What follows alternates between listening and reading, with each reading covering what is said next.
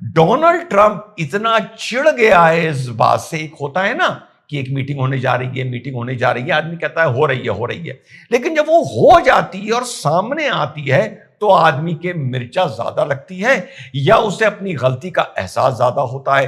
Donald Trump ने बड़ा लंबा चौड़ा एक अपने सोशल ट्रुथ पर बयान दिया है। इंडिया से हमारी वन साइडेड रिलेशनशिप थी, इंडिया से हमारा जो संबंध था वो वन साइडेड डिजास्टर था। इंडिया ने हम पर इतने टैरिफ लगाए कि अमेरिका इंडिया में बिजनेस कर ही नहीं पाया। अमेरिका के साथ अपने रिश्तों की दुहाई देकर जो भी फायदा लिया वो इंडिया ने लिया। इंडिया ने रशिया से ऑयल लिया, इंडिया ने रशिया से वेपन्स लिए, इंडिया ने अमेरिका को कोई खास बिजनेस नहीं दिया। और साथ साथ में डोनाल्ड ट्रंप ये भी लिख रहा है कि इंडिया ने हाल में अमेरिकन इंपोर्ट पे 0 टैरिफ लगाने का संदेशा भेजा था, जो हमने नहीं माना क्योंकि बहुत देर हो गई थी। किस बात से देर हो गई थी भाई? तुम तो आए दिन अपने फैसले बदलते हो। खैर, उनकी तरफ से ये आया है, ये चिढ़ आग लगी हुई है।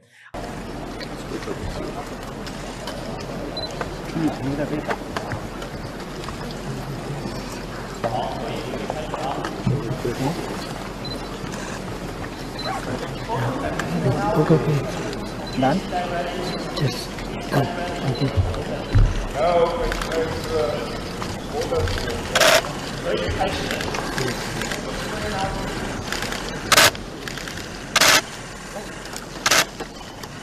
दोस्तों, एससीओ समिट के स्टेज पर एक सीन ऐसा भी बना जो शायद पाकिस्तान की पॉलिटिक्स में हमेशा के लिए काला धब्बा बनकर लिख दिया जाएगा। दुनिया के सबसे बड़े मंचों में से एक शंघाई कॉर्पोरेशन ऑर्गेनाइजेशन की मीटिंग में पीएम मोदी ने टेररिज्म के मुद्दे पर एकदम डायरेक्ट और बोल्ड स्टांस लिया और पाकिस्तान को खुलेआम एक्सपोज कर दिया। ये कोई डिप्लोमेटिक शुगर कोटिंग वाली बात नहीं थी, ये सामने से मारी गई चोट थी, एक ऐसा झटका जो जोर का झटका था और जोर से ही लगा। प्रधानमंत्री मोदी ने पूरी दुनिया के सबसे बड़े लीडर्स के बीच पहलगाम हमले का जिक्र किया और यह कह दिया कि जिन लोगों ने भी पहलगाम हमले के दौरान भारत का साथ दिया, उन सभी देशों का आभार रहेगा। मजे की बात यह थी कि इस दौरान शहबाज शरीफ सेम मीटिंग में बैठे थे, उनकी शक्ल सूख के छुहारा हो गई थी। हाल ही में हमने पहलगाम में टेररिज्म का बहुत ही घिनौना रूप देखा। इस दुख की घड़ी में जो मित्र देश हमारे साथ खड़े रहे, मैं उनका आभार व्यक्त करता हूं। इस स्पीच का सबसे बड़ा इंपैक्ट ये रहा कि एससीओ के बाकी लीडर्स ने भी मोदी की बातों को इग्नोर नहीं किया। अमेरिका के साथ भारत के रिश्ते खराब हुए हैं, तब से भारत चीन और रशिया के और ज्यादा करीब गया है, जापान के और ज्यादा करीब गया है। रूस हमारा व्यापारिक तौर पर साझेदार है, पार्टनर है, दोस्त है, लंबे वक्त से है।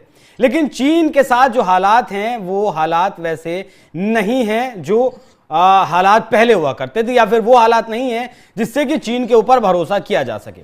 मौजूदा वक्त में अगर बात करें तो चीन के साथ भारत का जो व्यापार है लगभग 120 से 125 बिलियन डॉलर का है, जिसमें भारत जो खरीदता है वो 100 बिलियन डॉलर से ज्यादा का खरीदता है और चीन भारत से लगभग 18 से 20 बिलियन डॉलर का सामान खरीदता है।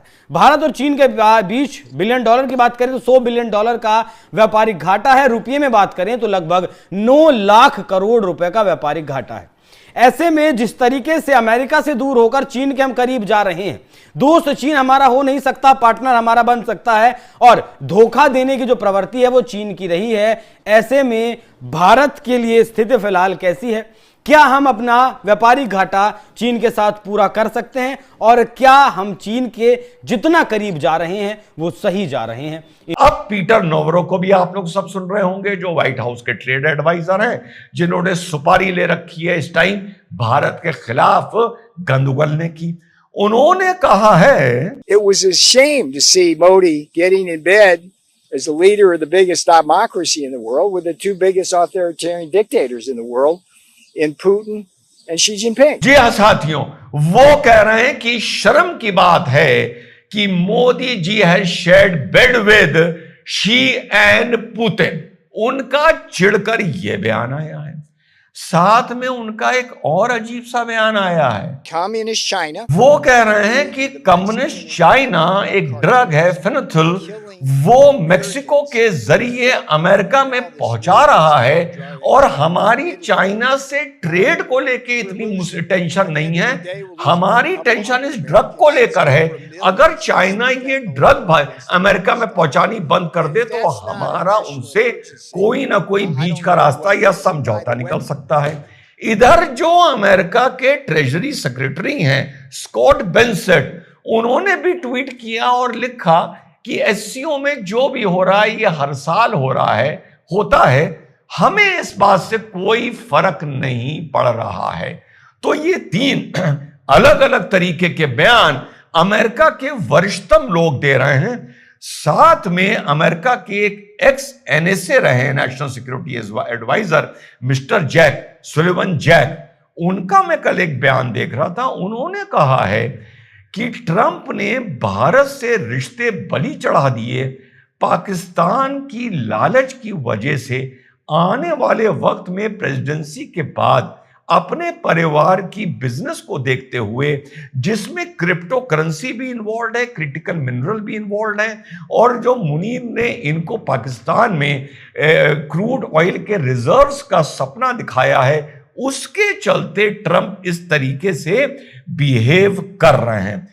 आमतौर पर होता यह है कि ऐसे मंचों पर leaders politically correct language use करते हैं, लेकिन यहां रेयर अलाइनमेंट दिखा जहां मल्टीपल देश इंडिया के स्टैंड के साथ खड़े हो गए।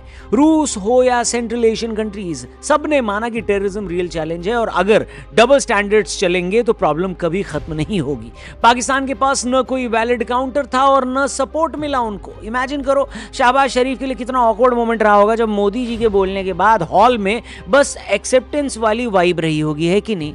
गजब बेइज्जती है। बेइज्जती गजब थी, लेकिन अकेली बेइज्जती नहीं थी भाई, अभी तो पाकिस्तान को और जलील होना था। एक वीडियो वायरल हो रही थी जिसमें प्रधानमंत्री मोदी पुतिन के साथ बात करते हुए जा रहे हैं, जबकि दूर खड़े शहबाज शरीफ हसरत भरी निगाहों से उस तरफ देखते हैं कि काश मोदी की जगह मैं पुतिन से बात कर रहा होता। लेकिन भाई हेलो ओ शहबाज शरीफ, सपने ना औकात के अनुसार देखने चाहिए, है कि नहीं? मतलब जिसके घर आटा खरीदने के पैसे नहीं होते वो रेस्टोरेंट में जाकर 7 कोर्स मील थोड़ी ना खरीद के खाता है, बताओ।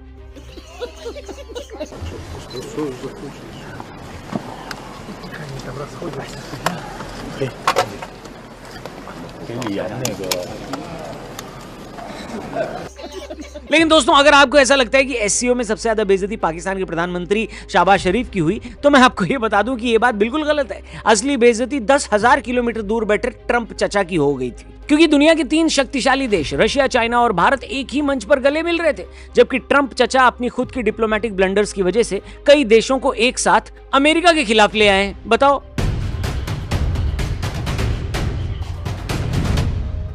चीन से आते हैं, जब आकर अपने यहाँ असेंबल करते हैं, बनाते हैं, फिर अपने इस्तेमाल में लेते हैं, फिर बेचते हैं। मैं यही चाहता हूं आपसे जानना, एक्चुअल पॉइंट पर मैं इसी पर आना चाहता था कि आज अमेरिका के साथ जिस तरीके से भारत के संबंध खराब हुए वो एक व्यक्ति ट्रंप के आने से हुए। और याद करिएगा जब अमेरिका, चीन और भारत तीनों के संबंध खराब हुए तो चीन ने भारत के भी रेयर अर्थ एलिमेंट्स पर रोक लगा दी थी। जब अमेरिका ने चीन के ऊपर 145% का टैरिफ लगाया था, तो अमेरिका के रेयर अर्थ एलिमेंट्स पर रोक लगाने के साथ साथ भारत के पर भी रोक लगा दी। तर्क दिया गया कि कहीं अमेरिका को ना बेच दे भारत इन रेयर अर्थ एलिमेंट्स को। कल को अगर चीन के साथ हमारा कुछ विवाद होता है, सीमा पर बॉर्डर तय नहीं होता है, डिस्प्यूट थोड़ा सा भी बढ़ता है और चीन उस सप्लाई चेन पर रोक लगाता है, तो भारत की तो इंडस्ट्रीज ठप हो जाएंगी अगर और ज्यादा निर्भर हम चीन के ऊपर होंगी।